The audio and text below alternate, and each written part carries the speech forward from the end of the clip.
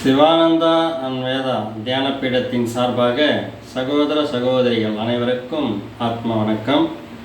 நாம் இன்று சிந்திக்கவிருக்கும் தலைப்பு, கணவர்மார்களின் கர்ம வினைகளை கழிக்க வந்த தெய்வங்களே பெண்கள் என்ற தலைப்பிலே நாம் இன்று சற்று விரிவாக சிந்திக்கலாம்.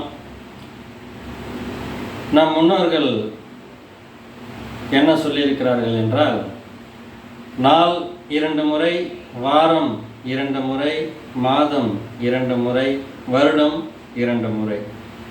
இதிலே நாள் 2 முறை என்றால் காலை மாலை இருவேளையும் மலம் கழிக்க வேண்டும். வாரம் 2 முறை என்றால் எண்ணெய் தேய்த்து குளிக்க வேண்டும். மாதம் 2 முறை என்றால் இல்லற வழக்கிலே இணைய வேண்டும். வருடம் 2 முறை என்றால் வயிற்றை சுத்தம் செய்ய வேண்டும். இப்படி நம் முன்னோர்கள் வழிவகுத்துள்ளார்கள். இதிலே மாதம் 2 முறை என்ற ஒன்றை நாம் எடுத்துக்கொள்வோம். மாதம் 2 முறை இல்லற வாழ்க்கையிலே இணைந்து கணவராகப்பட்டவர் அந்த உயிரினவை வெளியேற்றிவிட வேண்டும்.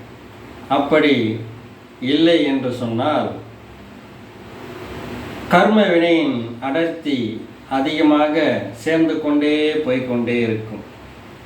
அப்படி அடர்த்தி அதிகமாகிக் கொண்டே இருக்கும் பொழுது அவரால் சரியான எந்த செயல்பாடுகளிலும் சரியான முறையில் செயல்பட முடியாது.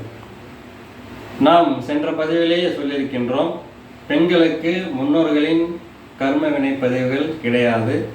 ஆண்களுக்கு மட்டுமே அவரின் கர்ம வினை பதிவுகளும் முன்னோர்களின் கர்ம வினை பதிவுகளும் உண்டு என்று நாம் சென்ற வீடியோவிலேயே சொல்லியிருப்போம்.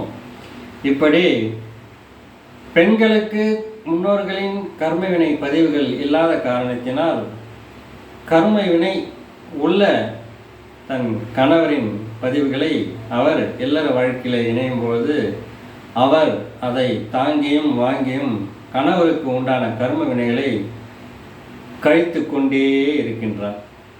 அதனால்தான் பெண்களை நம் முன்னோர்கள் தெய்வமாக வழிபட்டார்கள். என்ற வகையில் பெண்களுக்கு கர்மவினை இல்லாத காரணத்தினால் ஆண்களின் கர்மவினையை சுமந்து அந்த கர்ம வினைகளை அவர்கள் தாங்கி ஆண்களுக்கு அதனால் பெருமளவில் எந்த பாதிப்பும் நடக்காதபடி அவர்கள் அதை பார்த்து கொள்வதனால் கணவர்மார்களின் கர்ம வினைகளை தீர்க்க வந்த தெய்வங்களே பெண்கள் என்று நாம் கூறியிருந்தோம். அப்படி அவர் இல்லற வாழ்க்கையிலே இணையவில்லை, அதற்கான வழிமுறைகள் இல்லை என்று சொன்னோம்னால் ஒவ்வொரு ஆணும் 197% ஆண்கள் தெருவிலே பைத்தியம் பிடித்து பித்து குடித்து தான் தெரிய வேண்டுமே தவிர வேறு வழியே கிடையாது. இந்த வகையிலே பெண்களை நம் முன்னோர்கள் தெய்வமாக வணங்கியதற்கு காரணம் அதனுடைய சூட்சமம் இதுதான் என்று கூறி, மீண்டும் ஒரு முறை கணவர்மார்களின் கர்ம வினைகளை தீர்க்க வந்த தெய்வங்களே என்று கூறி இந்த சிந்தனையை இதோடு நிறைவு செய்து கொள்கின்றோம். மீண்டும் அடுத்த பதிவில் சந்திப்போம். நன்றி. ஆத்ம வணக்கம்.